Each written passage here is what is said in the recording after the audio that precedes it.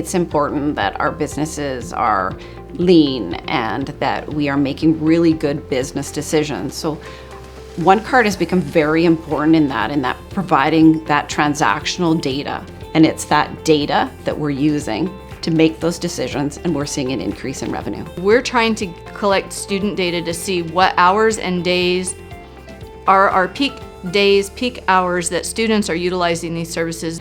Say the dining hall. They want to know when people are coming in. They don't want to prepare food for 2,500 people at 8 o'clock if they know that those times are staggered in the morning. So if we can pinpoint the days and times and hours that we need to be open, that students want to be there to utilize those services, then we can staff accordingly. Some other things that we do is we provide some stats and information on our coffee shops. So we look at their transactional data and we can make decisions on, are those operations placed in the right place? They're important in creating this kind of picture of the student experience. And if we can kind of really narrow down what that sort of successful picture looks like, then we can help support our students a little bit better.